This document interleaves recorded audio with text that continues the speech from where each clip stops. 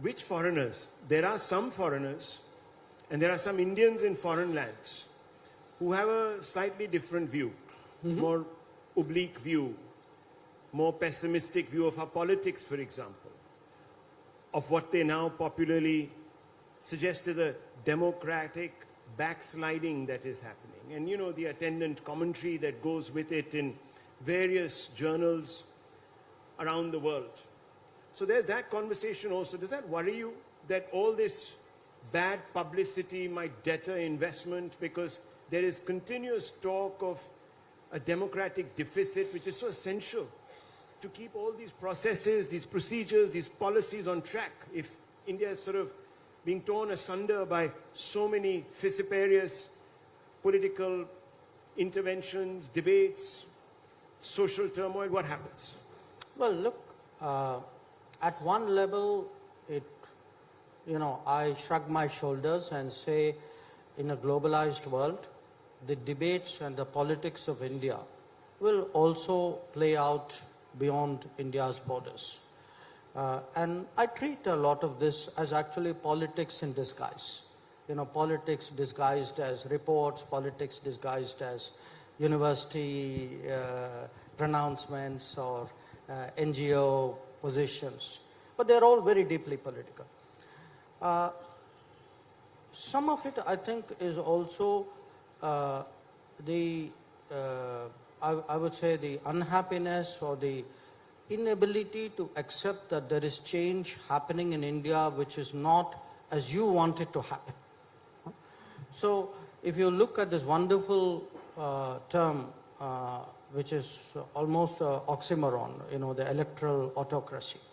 I mean, just think, we are told on the one hand, somewhere democracy is shrinking, right? I mean, that was your question. So ask yourself, if things were so autocratic, why is Narendra Modi campaigning so hard in Gujarat? Because he should be sitting, on Lok Kalyan Marg with his feet up on the table, drinking his chai and saying, well, it's all fixed and this election is mine. So if the Prime Minister of India has to campaign election after election in the intense manner that he does, clearly he's working for the results that he gets. Okay? Now, I'm not suggesting that there are no problems in this country, far from it. Every society has its imperfections. The fact that people come to India and deliver lectures that we are not free, and do that in India and then go back, I mean, what does that tell you? I mean, there are countries where if you actually, try going to a few countries in the world and telling them what's wrong with them and see what happens to you.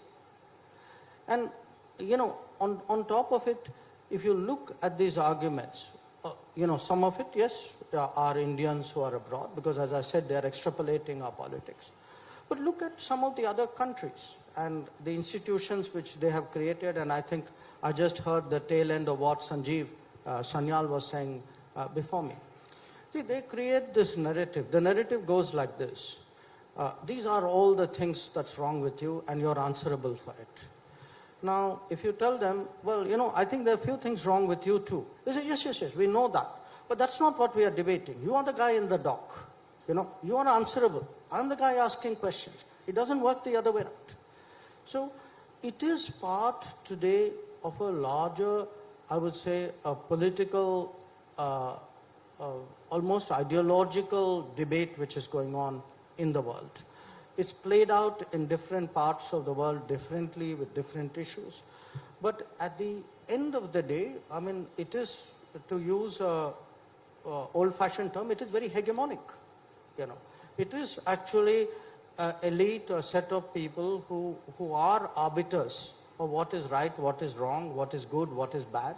And so an electoral autocracy is a polity which throws up through elections results that you don't like. I mean, that's what's wrong with that country. That they're not electing the people who you want to get elected. Very interesting.